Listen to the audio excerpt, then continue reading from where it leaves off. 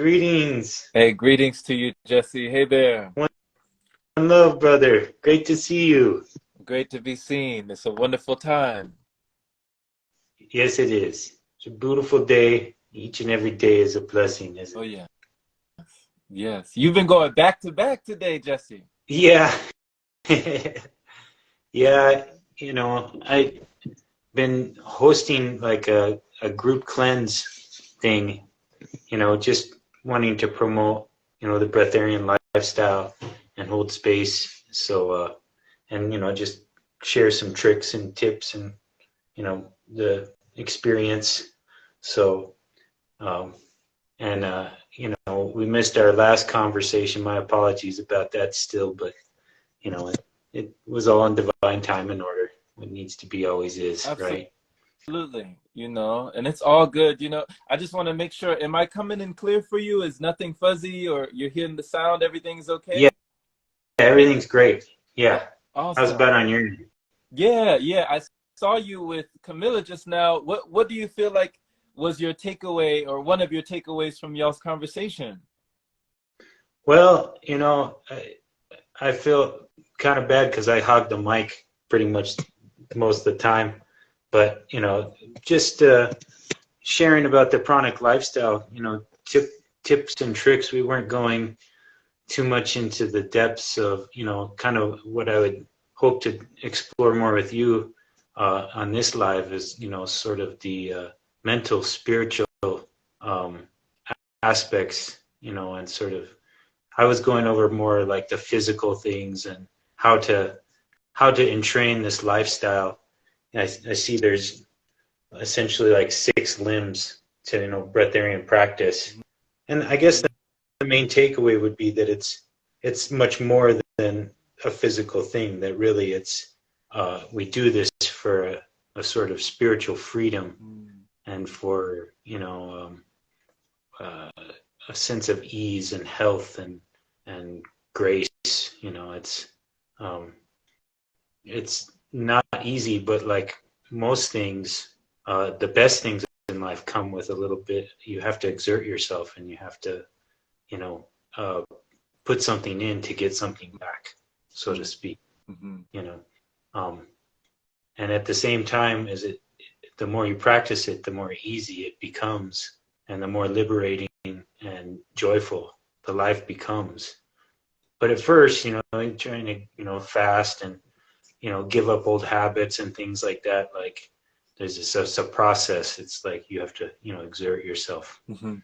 So, Yeah, I agree with you, Jesse. Like when you say that you have to put something in to get something out, it reminds me of something that you posted recently on your story.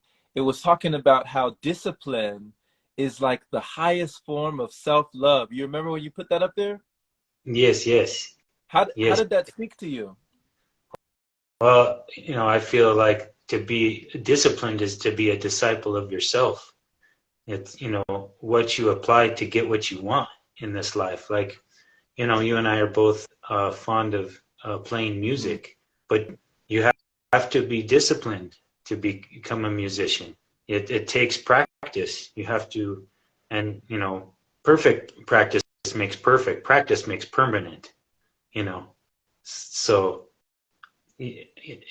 and that's what I see with the breatharian lifestyle, is like you want to practice this, way of being to make your life, perfected, more perfected to the highest potential that you would like to manifest, you know. Right. And that's different for everyone, but if you bring intentionality and discipline to it, then you get it, you know. Right. You get to have it. Right. Right. It's like when we were out there in Sedona, Arizona, on that recent retreat with Elitom and Shayna Dean, you were playing the drum, right? And you had the rhythms down. You had the rhythms going, and everybody was really vibing. We were all just tribing together. We were all just thriving together. But it just felt so good to have that layered, the foundation. You held it down the whole time, and they were just really like complimenting you on your drum work, but it seemed like you could just do that for hours. It seemed like you could just go on for infinite, forever. But did it ever take an amount of discipline at first before you got into that flow or that rhythm? Oh, of course. I mean, not that day, but the years and years of practice and playing beforehand, to where now it's effortless and I love it, and I could go for hours, literally, you know, and I do, and I love that, and it's all joyful, and it's similar with the breatharian thing. I've been doing now a 23-hour dry fast every day for almost a year, coming up to a year pretty soon, and it's just it's what you practice is what it gets its own energy behind it, you know, and then the exerting part ends, and you're just, you and I are both fond of the Tao, and in Taoism they talk about Wu Wei, which is, non-doing or non-forcing is what it is. It's not that you don't do things, but there's this practice energy that comes in, when you align with the Tao, you align with the way of nature, the way of your body, and your body doesn't want to be inundated with food all the time, that your mind doesn't want to be inundated with thought all the time that's not yours, and in this day and age where there's so much access to information, it's just constant flow of information, to take that time to sort of physically digest mentally thoughts and foods, so that you can assimilate and integrate these things, and then it's Wu Wei, it's non-doing, it's non-forcing, and you get to experience the flow and the benefit of being in alignment with the Tao, Right. With the way of nature and the way of our nature and the way of nature itself. Right. Right. That's wisdom. That's timeless wisdom. You remind me of when I read those passages, and that book really struck me because there was something that said to the effect like, when in non-doing, nothing is left undone. It was like, when nothing is done, nothing is left undone. So when you say non-doing and non-forcing, what would you say is the difference? Well, it's interesting because it's the thing of translation, right, on the one hand, but I feel like they're kind of two sides of the same coin. Because how many times have you gone to do something, sort of force something or do something, and you make things worse, Right. Or how many times have you forced yourself to do something that you didn't really want to do, and then how many times have you said, I should have listened to myself, and it's, to me, that's what this breatharian practice is about, is valuing that inner voice and valuing the flow of energy and not pushing, it's this interesting thing of like, I feel like it comes through in Chinese traditional medicine of like the wood element, which is connected with spring and it's connected with growth, but it's also connected with pain, and that, a lot of people talk about this, and I've definitely seen this in my life, is like when you just stay kind of on the edge of your comfort zone. You don't want to be constantly uncomfortable, but you don't also want to just be too comfortable, because you won't grow, So, you want to know that your sort of limitations, so that you can always press them out and grow, because we're actually limitless, and we're meant to continually grow. But, I can think in terms of like my own life, some of the more challenging times, like my son went through this really hard time last year, but it brought more out of me to help him, to work towards his healing and his benefit, and even though it was hard, I grew through it, and that life is like this. We all get hit with challenging times, and it's because I think it's, Jah essentially trying to help us grow, helping us to expand beyond our perceived limitations, Yeah. So, And when we get in, if we're in that comfort zone all the time, we just want to stay there, you know, Right. and it becomes a place of stagnation. Mm. So it's just this flow of the Tao, right? Of like the yin and the yang, the passive and the, you know, Mhm. assertive aspects, you know. Yeah, yeah. These things, helping us grow and expand. Like, for instance, you were talking about the wood element and this wood instrument. The wood instrument has definitely helped me grow and expand my lungs in different ways and really reach the deeper depths of my diaphragm. But just like the non-forcing, like when I tried to play this at first and I was trying to force the air through it and trying to breathe, no sound came, because I was trying to force it through. I thought that I was supposed to play it this way. And since there was no sound, I thought it was broken. I thought something was wrong with the instrument. But it was Mm. my method. It was my way of blowing the air that wasn't producing the sound because I was trying to force. So when I slipped back into non-forcing, that was when that effortless action came through. So thank you for these parallels. My pleasure. It's like I think all of us know all this stuff, but it's good to just talk about it and to chant about it and remind ourselves and each other of this thing, that um it's in Ayurveda they say it's important to exert yourself, but it's equally important not to overexert yourself, Mm-hmm. like you know Right. physically, Right. and with music you definitely feel that. I feel that with drumming. Like there can be drumming that's way too forceful and it doesn't sound good. There's a place where the drum sings, Mm-hmm. you know um, and you want that. And this is an instrument. This body is an instrument. I love the parallel with music, and the alchemists say that. Even it's like if you want to know everything about alchemy in the whole universe, learn music. you know because that sound and vibration, that's part of this breatharian experience, is like everything is sound, frequency, and vibration, as Nikolai Tesla said. And so when you're playing music, it's almost like another language. It's like a deeper language of the soul, it feels like to me, where, with words can be, as William Faulkner said, words are traps, you know.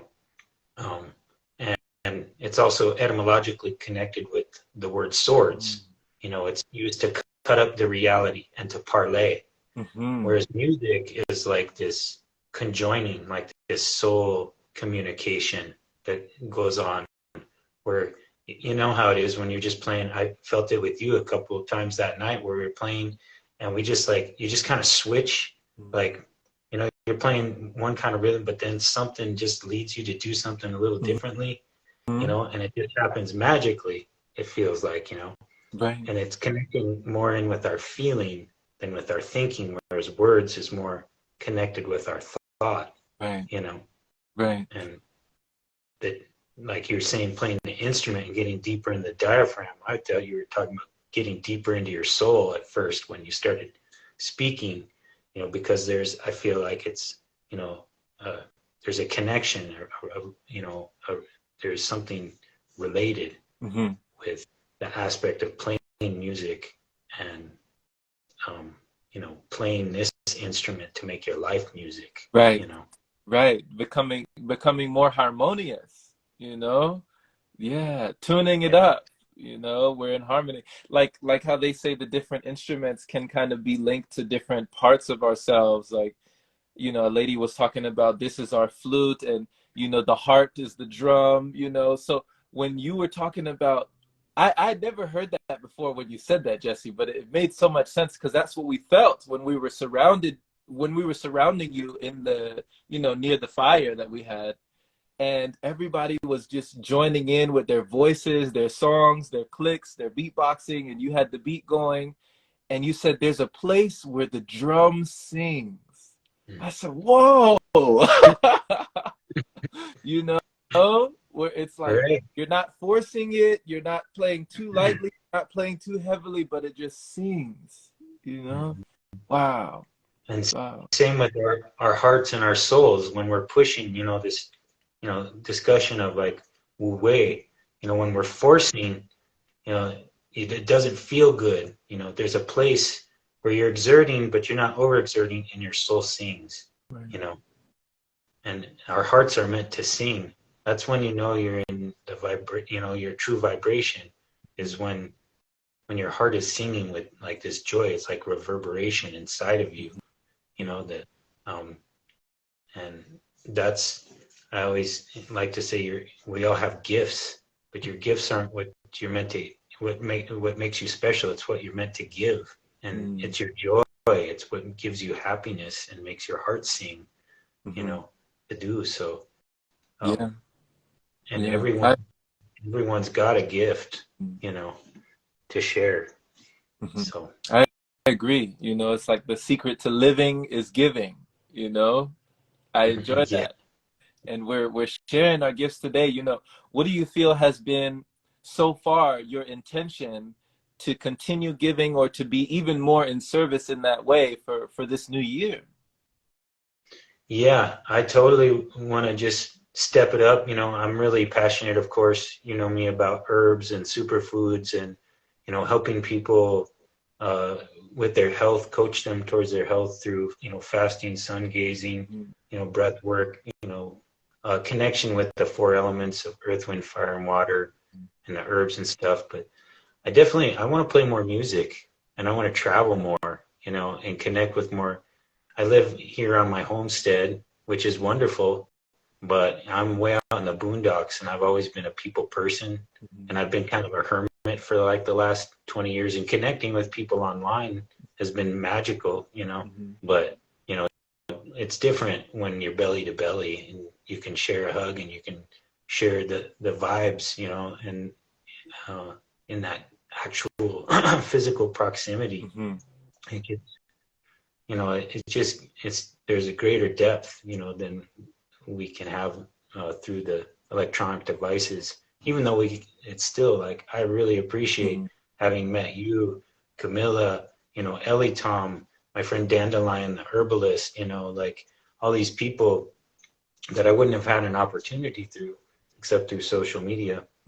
But yes, I just want to serve at a higher level. I want to have a greater impact on the health of my community near and far, because I feel this thing, it's like when you work on yourself and you give yourself that self-love, and you connect into your joy and your gifts, then the natural thing is that, you can't pour from an empty cup on the one hand, but once you fill your cup, it starts to overflow, and you really want to just like spread it around, and, to raise the vibration of the planet by realizing that we're all one. And the more people I can serve, then the more I will be happy, because I receive the benefit just as much as someone I help, Yes. Yeah. Somebody put it to like, they gave me an analogy of like almost like a bee, a bee going around and like pollinating. You're like a bee that's pollinating, and the more you be, the more you be happy. Like you said, you're just be happy. Like, yeah, the more that you be. So, when it comes to travel, because I love the saying that travel is one of the things that we pay for, that actually enriches us, enlivens us in some new way. What was one of the places that you have gone to, Jesse, or that you've traveled to, that you felt like enriched you in that way, or even taught you something, or reframed your mind about the world in a way that you didn't have that perspective? Every place, but particularly Hawaii. Okay, why Hawaii? Because of the aloha spirit. It's a law in Hawaii, aloha. You know what aloha means, right? Like hello? It's hello, it's goodbye, it's I love you, it's it's pure positive vibes, that you give respect and love to everyone and everything. Law. It's a law. You have to live aloha in Hawaii. And it's definitely, you feel it there. There's a spirit of the land and a spirit of the indigenous people of Hawaii Mhm. that is just so unique in that way. I feel like, I mean, I feel it to be exemplary. You know, I think that that's what we all live and want in our hearts. Uh, um, and because of the dominant narrative and paradigm of like, you know, sort of social Darwinism of like dog eat dog, survival of the fittest, competition is evolution, you know. I don't, now they are showing quite clearly in biology that that's not the case, that evolution is more about synergy and symbiosis, and that when we come from this place of like realizing that oneness vibration and actually help one another, you know, and give love to one another, then we are enriched, you know, and that because there is only one of us here, you know, and so everyone outside of you is a reflection of you, trying to show you a part of yourself, you know, good and bad, you know, or good and bad is a judgment, you know, but you know what's skillful and unskillful, or you know what leads to happiness or, you know, or pain, Mhm. you know. Yeah. So it, I just feel like you know we've been taught this way of like being in competition, but we actually, you know, if we're all just like striving to get to the top, you know, and to our own happiness just for ourselves, then we have to struggle and climb on our own. Mhm. But when we lift each other up and we all, it raises the vibration all together, and it's, you just kind of, you know, float up, you Mhm. know. Mhm. Uh, Yeah. so, Yeah. Yeah. so that's what I see from Hawaii, you know, and the Hawaiian culture and just the land. It's so giving, you know, and that's something I've just experienced with permaculture and herbalism. When you learn about the plants out there, you know, people, we've all been taught like, you know, oh, don't eat that. That might be poisonous, you know. Um, and it's definitely true that you want to be aware and know what you're working with when you're working with plants, because there are some poisons. But the great majority of plants in any ecosystem is food or Mhm. medicine, you know. Mhm. And that even the ones that are poison can be used as medicine if appropriately, you know, right disease and the right, you know, dosage and everything can be used as medicine. Mhm. So um, it's something I call pronoia, you Mm. know, that the universe is conspiring on your behalf and not against you. Ooh. Okay. I haven't heard of that one. That's cool. Pronoia. Yeah, instead Oh, of paranoia, right. you know. Instead of paranoia, it's pronoia. Okay, so it's conspiring on your behalf to assist you. Okay. There's been billions of years of evolution put you here now.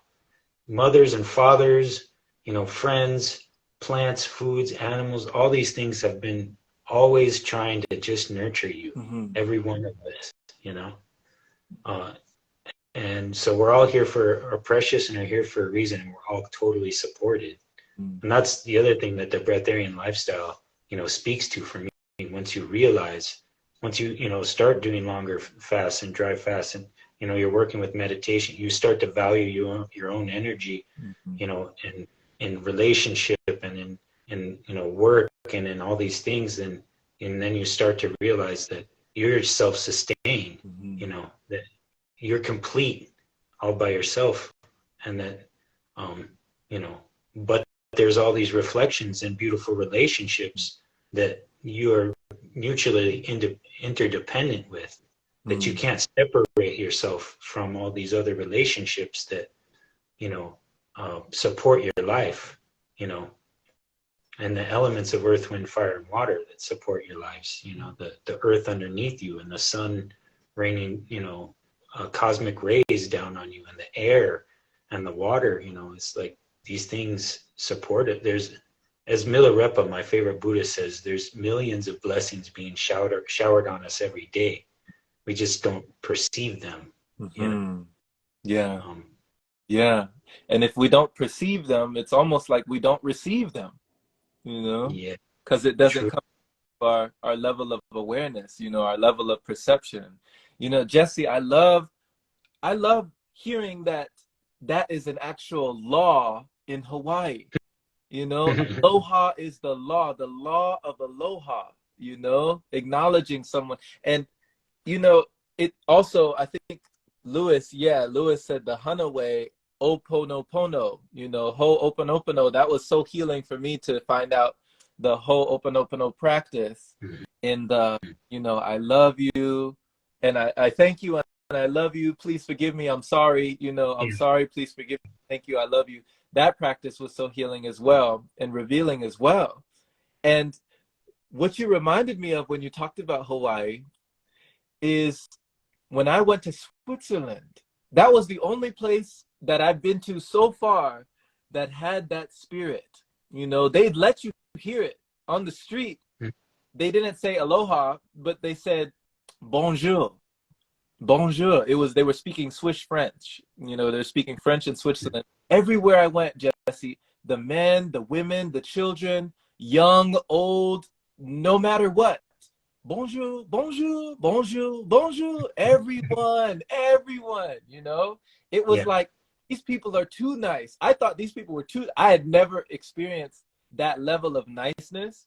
They were letting me go across the street. Like cars were just letting me go. You know, they were like, no, no, go, go, no, no. They were, no, no, please go. You know, I was like, wow, I had never experienced that. So it seemed like it was ingrained in the culture, like a law. Like even if they were having a bad day, you could see it on their face. They might have been going through something. They still went out of their way to say bonjour, to acknowledge your existence, to say hello, to ask you, how are you? You know, it was just in the culture. Yeah. yeah. We're too miserly with our compliments and our hellos and our smiles in this country.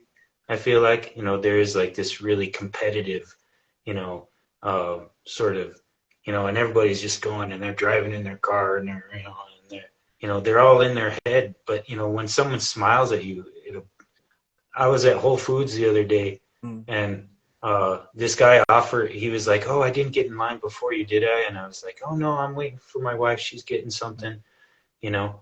And uh, I just I came back around, and he was like, "Oh, you just couldn't keep away, huh?" And I was like, I was like, uh, yeah, it's like we started talking about he was, like talking about lines and ways to get into the line more quickly and everything, and I was like, I'm not in any hurry. I think we rush too much, and then we're in this kind of funk rushing around. And I was just smiling at him, and he just uh, was just being so nice to me just because I was just smiling at him. And then when he left, he was like, keep smiling, brother. And it's like something as simple as that is just smiling for someone, or letting someone, being not like trying to get in line ahead of someone, but maybe like if the guy has got like three things and you got a big shopping cart, you might like let them go first. Right. Like little things we could practice, and that's something I'm really passionate about too, in terms of an impact I'd like to make, and share this thought of like, we can do little things, every one of us, that will make someone else's day better. like like that, like saying hello, like letting someone go ahead of you at the stop sign or at the supermarket, or just sharing a smile, or or a hug, or whatever. There's little things, or a compliment. Hey, I like your hair. I like your shirt. You know, Mm-hmm. and and that little practice, is can change worlds. I feel like so that could really change someone's I agree. day. If they're having a hard day or something, and you share them a smile and let them go ahead of you in line, Mm-hmm. they might just be like, wow, Mm-hmm. okay, the world isn't that hard. It's not Right. that bad a place. Right. Because you never know what people are going through. You know, you never know what people are growing through, and it costs you nothing. It costs you nothing. You know, Mhm. a kind word, a smile. Like, it costs you nothing to do that, but it has so much impact, so much influence, so much effect that it just ripples and reverberates throughout everything. It just keeps going. You know, you never know what you've done for someone, what they might do for someone else. You know, you let them in and they do it for someone else. You know, it's like I was at the airport, and it was Frontier Airlines, and people were already kind of stressed out because, you know, they're worried about also, you know, different expenses and stuff they have to pay at the flight and stuff. And so we were getting in the line, and I'm in group 4, or I was in group 3. The lady asked me, she was in front of me, and she was like, "Oh, are you in this group, or are you in group 2?" I was like, "Oh no, we're in the same group. I'm in group 3." She's like, "Okay, I just wanted to make sure, you know, I wasn't cutting in front of you, or just wanted to make sure that I wasn't stepping on toes or anything." I'm like, "It's okay, you know, we're going to the same place." Yeah, you know, Yeah. we're both getting on the plane, like it's fine, you know. So I just kind of reassured her and let her know. But it's just like you say, Jesse, the little things are the big things, you know.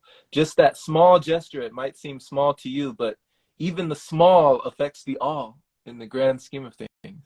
Yeah. And it will change your vibration as well. You Right. know, instead of being in that miserly, like, I got to get mine and let me get in front of you in line, Mhm. you know, you'll find it's like a self-development practice even, you know, Mhm. where, and then you do it and you just kind of get a lift, you Mhm. know. Uh, and, you know, I like Alan Watts says, the angels fly because they take things lightly, you Ah, know. that's a gem. That's a gem. Yeah. Yeah.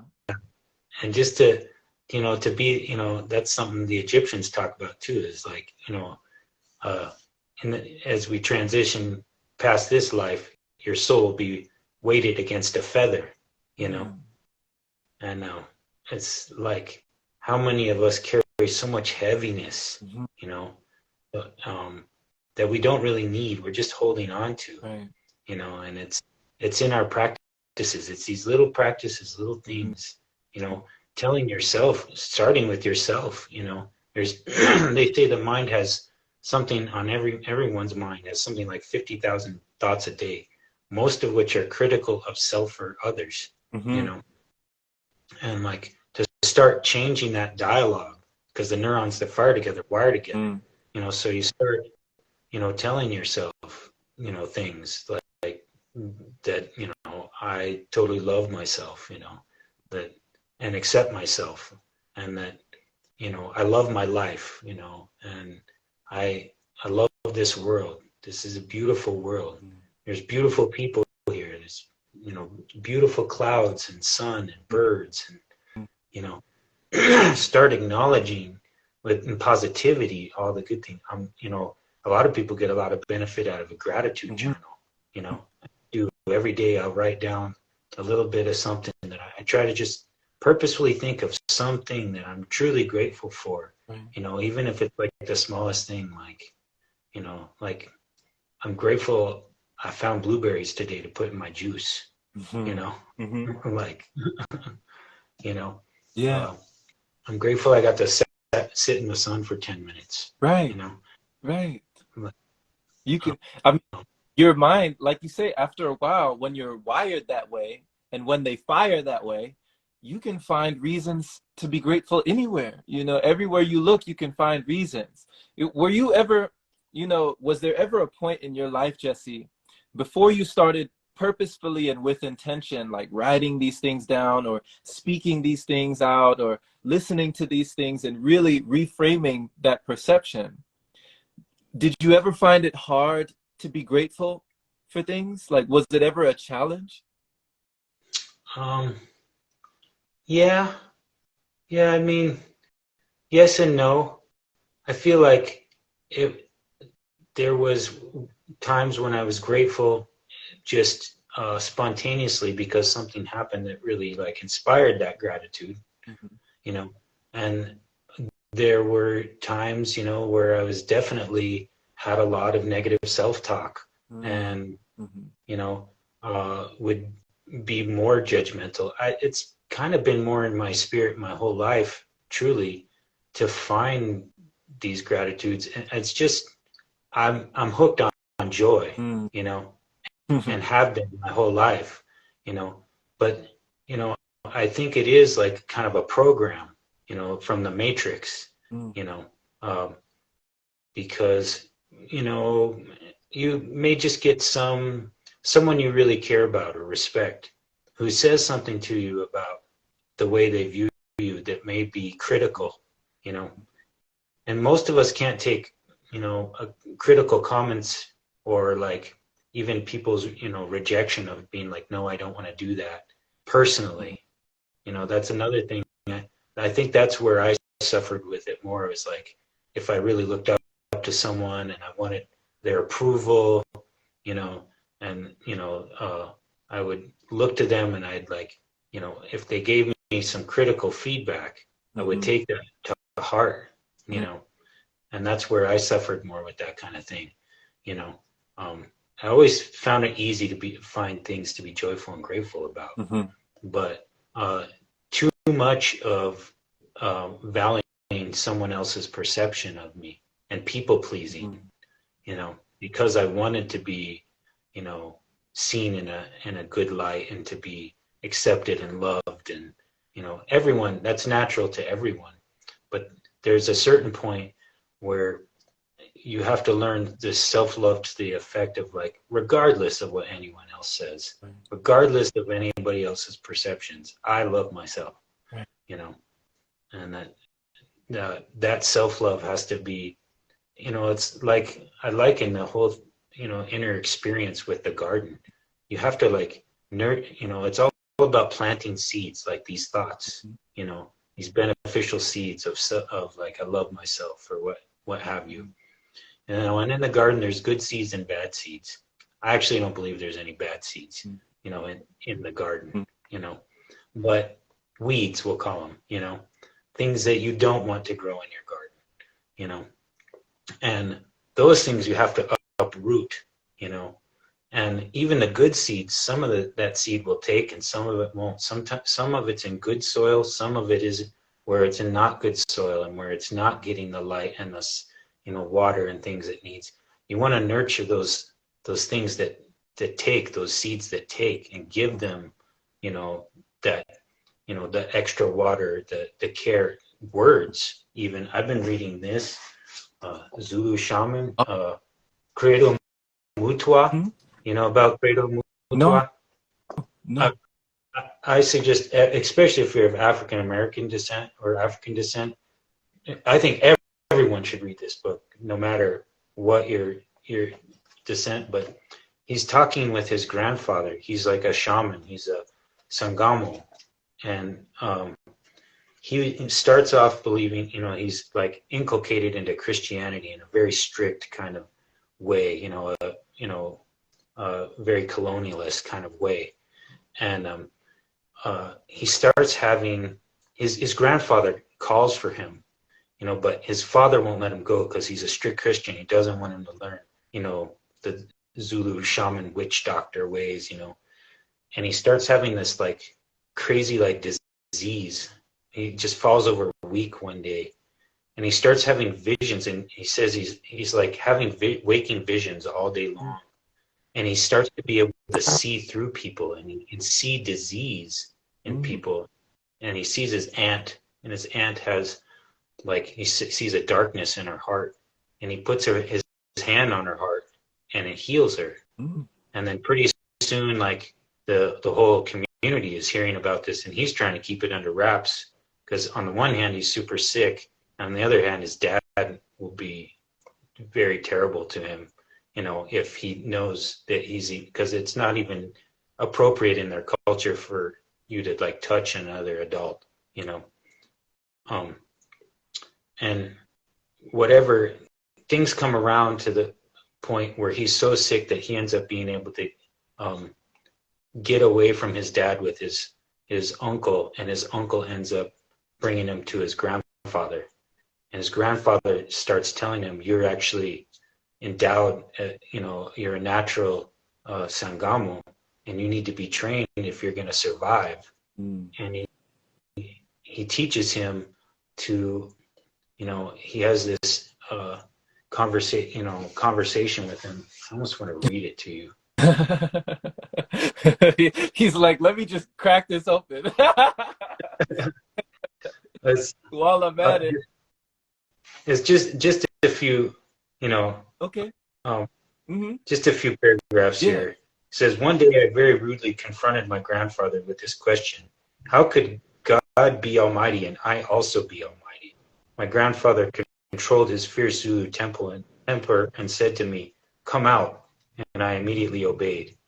We went out of the grass hut, and my grandfather pointed towards the west and said, look over there, what do you see? I said, grandfather, I see mountains. My grandfather said, yes, you see mountains. Then he took a piece of sandstone and thrust it into my hands. He said, what is this? I said, my grandfather, it is a stone. My grandfather said, look, this stone is a fragment of one of those mountains. This stone contains within it all the characteristics of those mountains over there. My grandfather knocked the stone out of my hands and he said, come on, follow me. I followed him. He came to his favorite tree, which was a fig tree that he had planted as a young man, which was now tall and producing a lot of beautiful fruit. My grandfather said, what is this? I said, grandfather, this is a tree. My grandfather struck me across the face and said, listen, you little dog, this is not a tree, this is a person. Do you understand me? In old Africa, in the land of the ancient Zulus, in my time when I was a young man, we never used to call trees, but rather growing people. This is a person. Have you seen me standing next to this tree on certain days? He demanded. I said, yes, grandfather. What have you seen me doing here? He asked again. Grandfather, I've seen you touching the trunk of this tree, and at one time I saw you taking snuff out of your snuff horn with your snuff spoon and pouring it at the root of this, or the foot of this tree. My grandfather laughed, a gap-toothed, cruel laugh. He said, now what do you think I was doing, you little Christian rubbish? Did you think that I was worshiping the tree? Do you think that I thought this tree was my God? I said, no, grandfather. Another blue flew across my face and snapped my head back. My grandfather said, listen, I was worshiping this tree. I was talking to the tree. I was sharing my snuff with the tree, and I often share any good news that I happen to have with the tree. I sing to it, I praise it, I thank it, and see the fat figs that it produces for us because I talk to the tree and believe that it is a person. Do you understand? I said, yes, grandfather. So then he goes on, you understand nothing. This will be the last paragraph. Let me tell you further. In the old days of our great-grandfathers, in my days as a young man, we used to speak with animals, whether wild or domestic. We used to sing to our corn.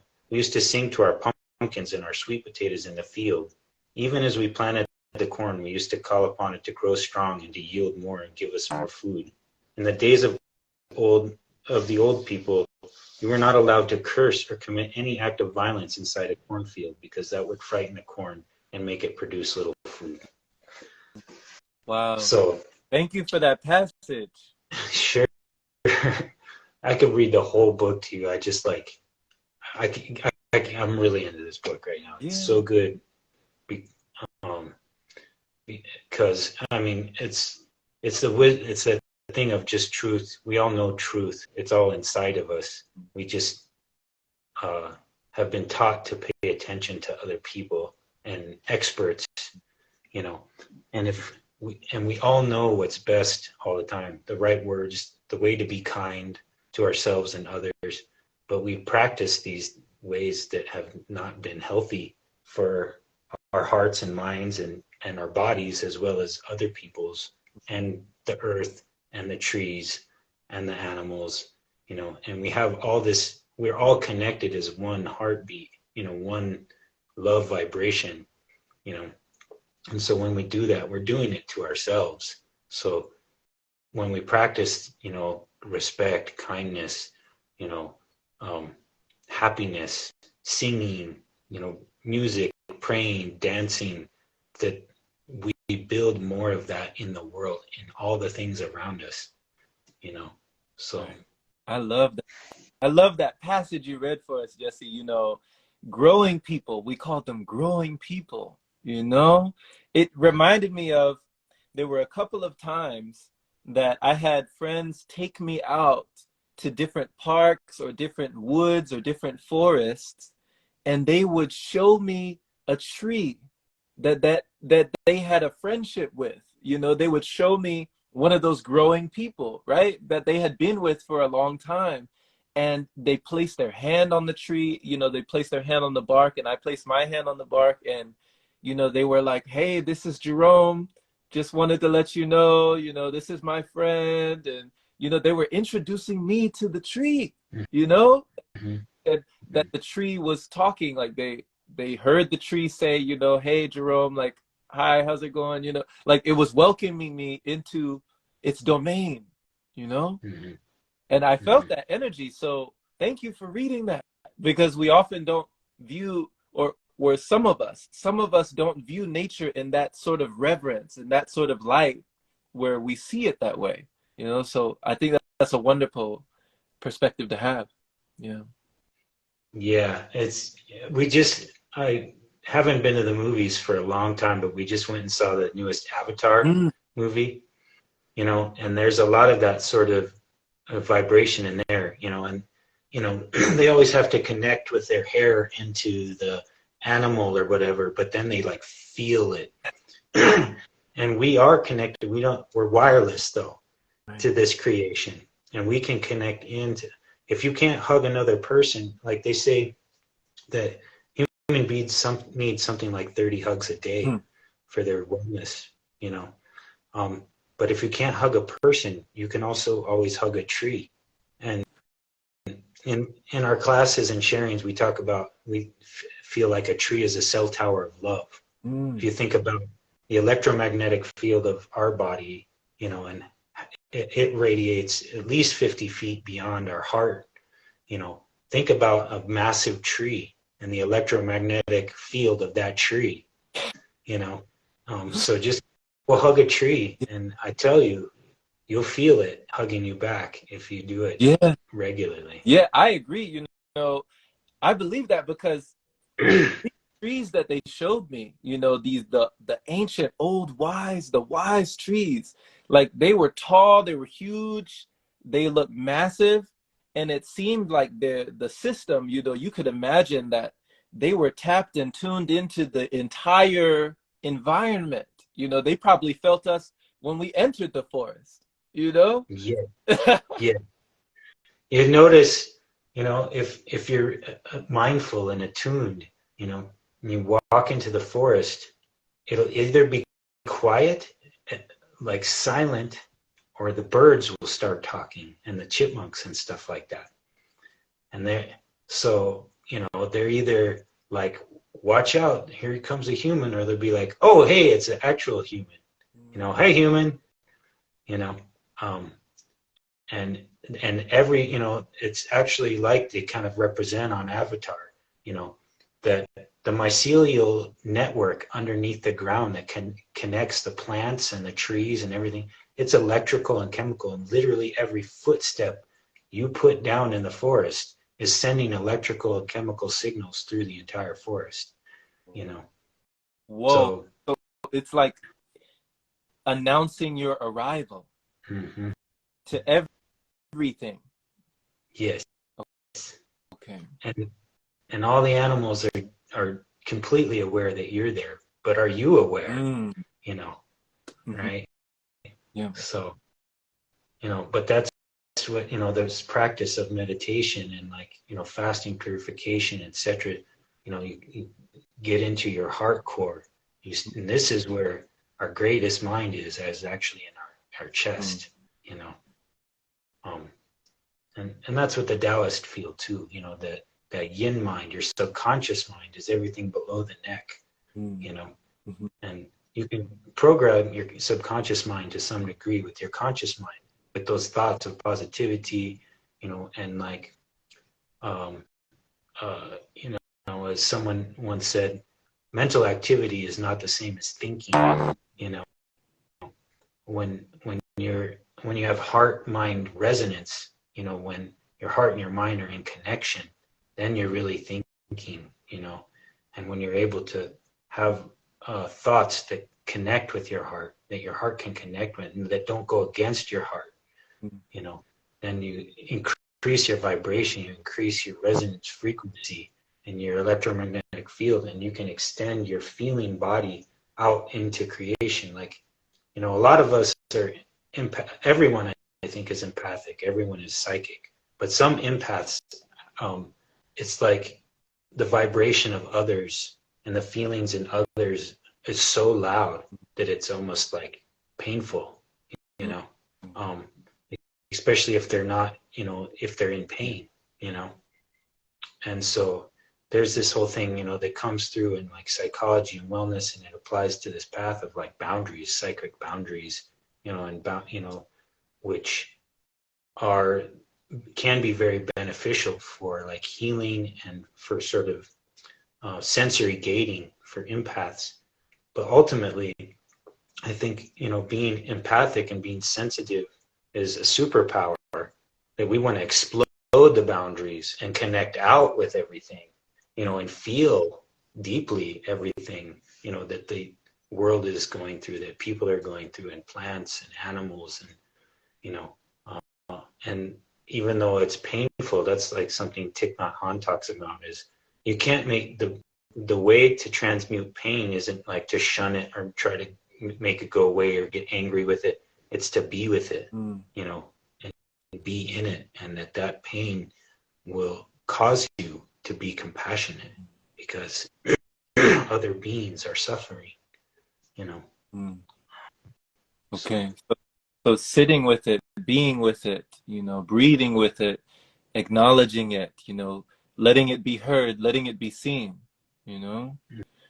Wow. You know, that pain. And when you talk about everyone being empaths, and that some people are just, you know, more or less like open to receiving or open to allowing that empathy to show on all levels, why do you think that some people might be afraid or more avoidant? Is it that when you open yourself that you're more able to be pierced, or what is it that you feel would stop somebody from being that empathic or embracing that?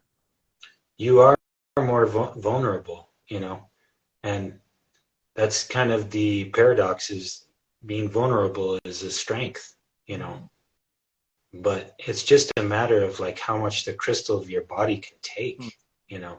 At a certain point you have to gate it off if it's too overwhelming, you know.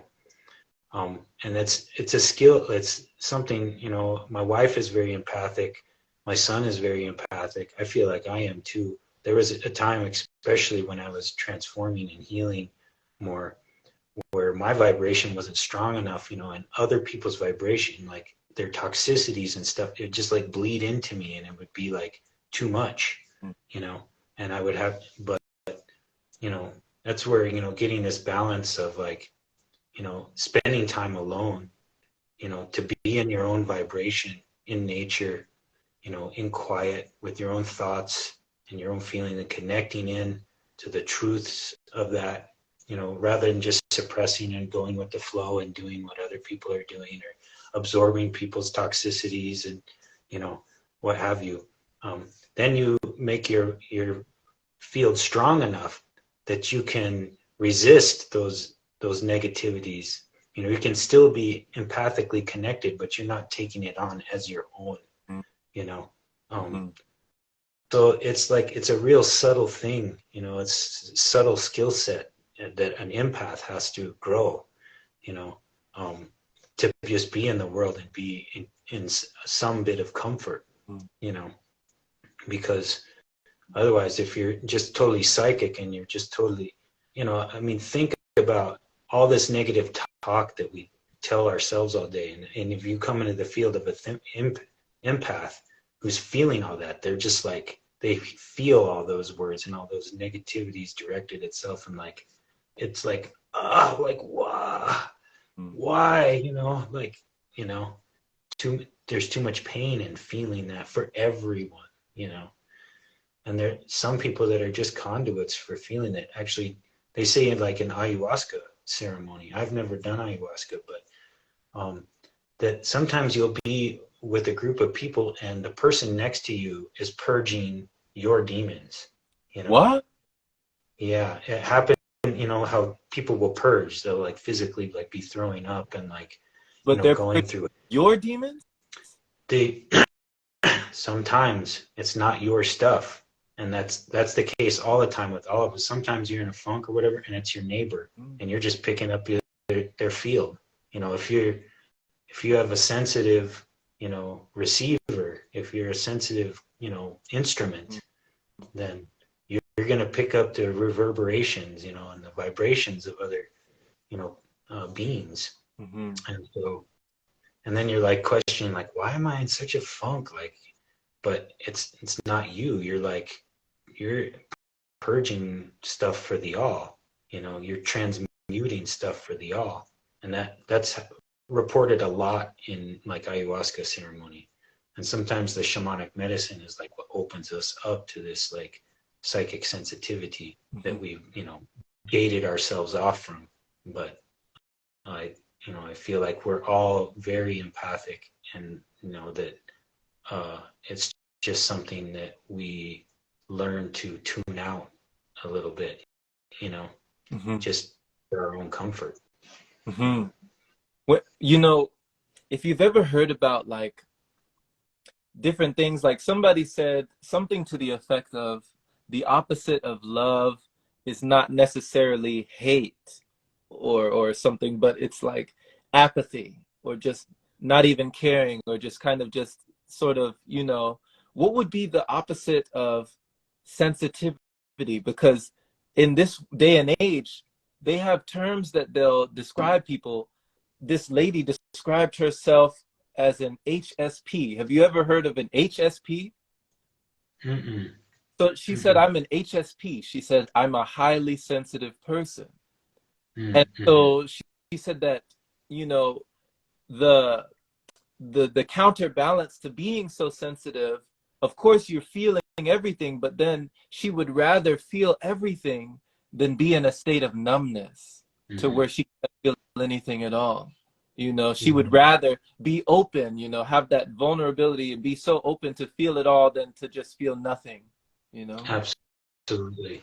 Absolutely. I like what Ram Dass says about that. He says the spiritual challenge is to care increasingly about others in the world, to have an increasing sense of care and an increasing sense of detachment at the same time. Whoa. Okay. Can you say that one more time? So that we're constantly caring more about people and ourselves and the world and everything, but we're increasingly detached, So you care, detachment, people, there can be this connotation of like uncaring, but that's what he's getting at, is you want to care more. You just can't, that's the challenge of like the empath and the sensitive, of like caring, but letting go of like the outcomes and and that person's pain, not taking it into yourself, you take it in so much as enough, you're there with it and you have compassion and you care, but you're not going to let it like eat you alive, Right. Because these feelings can be overwhelming. Jeez. Jesus. Whoa. The way you describe that, like, I mean, that's got to be one of the strongest things you could do. One of the biggest strengths there is, to be able to be in that field, feeling everything and still remaining detached, to not get wrapped up in it. Because if you couldn't feel it to begin with, if you didn't feel it and you didn't associate with it, then it would be easy to just, not care or just to kind of let it go. But you actually do feel it, but you still remain detached. That's wow.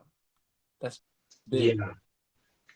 Yeah. It's someone says care is like love. I think you can kill with care. Okay. Yeah. I feel like, that's not true care and true love. True care and true love is just simply loving And that really, it comes absolutely connected with that detachment, because everyone has their own karmas and everyone's working through their, experiences. And you have to I see this as a father, definitely. It's like, you care about your kids so much, and watching them suffer it's almost worse than suffering yourself. It's almost more painful than suffering yourself. But they also have to learn their lessons, that they're calling in, that you can't guide, you can't instruct them. You can guide them, you can suggest stuff, but they're going to have their experiences anyway. That's how we learn. How many times have you learned as a young person, like your parents are like, yeah, don't go drinking or whatever. And you're like, yeah, mom, okay, and then you go, and do it. It's like you just have to learn your own, you have your own inner guidance, and you have to learn to rest on it. And if you take somebody else's, word, you're not operating from your own experience unless you choose that, unless you go like, yeah, I actually resonate with that. I'm going to do that, and then it's your own, Right. so that we have ownership, the responsibility for our own selves, our own karmas, our own health, our own happiness, because we all want to be self-actualized. We all want to be self-determined, we don't want somebody else to rule our own lives for us, and so we have to detach, give love to one another, offer our caring, offer I see this a lot with my work with trying, working to help people with their health, where I can care as much, I can give them all the right information, I can give them the tools and the superfood juices and everything, but they got to want it. They got to want it. And they've got to want it badly enough to push through, rejection, through temptation, through, all kinds of challenges, and so, it's, more about empowerment through that vibration of love, where you just love them no matter what, you accept them wherever they're at, whatever their pain is, however awful, they may be, but you're not connected with whether they're being awful, whether they succeed, whether they, you're just connected with that vibration of caring and loving, and that's more supportive and helps that people more in their process towards their healing and wholeness than, really wanting something for them, Right. I agree. It reminds me of that scene in the Avatar 2 that you just saw. The boy, one of his sons, was always running off, always doing something, always getting into trouble. And he was always doing the opposite of what his father was telling him to do. And, he got in trouble. He was rambunctious. He was doing this, he was doing that. And then there was a point in the movie where his son did something that the father finally told his son, I see you. I see you. He acknowledged him because he realized that he learned something on his own. He had to learn something his way. Even if that was the hard way, he still had to do it his way. Yeah. And he had there was lots of that in that movie. He had to follow his own guides. And there was his daughter who thought she was a freak, because she would just like get into these trances. She was like that empath where she could like feel the Gaian mother, Ewa, and then it ended up being that she had like this superpower where she could communicate with all these other beings because, of her empathic, sense, with this Gaian mother entity, and that she ended up helping, I don't want to spoil her too much right. for those who didn't see it, Go but see it if you haven't seen it. Definitely go see it. Yeah. But each of the children had their own inner guidance, and even though their father was telling them, you need to do this and you need to do that, they had to walk their own path, and the same is true for all of us, and some of us are trying to like reparent ourselves in our adulthood because maybe we didn't have, good guides as our actual parents. All of our parents, it's that thing you come into forgiveness, because I think everyone can find that, if they look for it in a relationship with their folks, but understanding that they did the best they could with what their parents had like done for them and stuff. But now we're starting to learn that we can actually heal that inner child ourselves by showing up for ourselves in that way, and giving ourselves that kind of compassion, giving ourselves the discipline, whatever it was that may have been missing, that self-determination to not be, to go ahead and vocalize your needs, go ahead and be angry if you need to be angry, be vulnerable if you need to be vulnerable, give yourself permission, to go through what you need to, and have compassion for yourself, and feed yourself good words of strength, and healing and love, so that, you can be the warrior that moves through those challenges and trials in your life, because they'll be there. There's no way to avoid them, Right. And that's how we grow. Right. So. Right. We grow through what we go through, Yes. Yeah. Yeah, and you got to feel it to Right. heal it. Yes. Yes, sir. Wow, Jesse, thank you for this. Thank you. My These are pleasure. I love these conversations. It's always timeless wisdom in here. Thank you for just having this space available for people to come and, bounce ideas, bounce these things, and just have this dialogue. Thank you. Yeah. It's such a pleasure, Jerome. I really appreciate our friendship and relationship. I appreciate your spirit, your thoughtful, gentle, kind spirit, and just your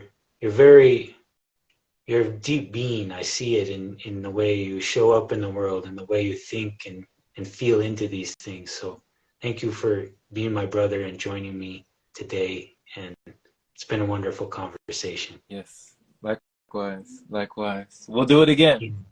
Awesome. All right.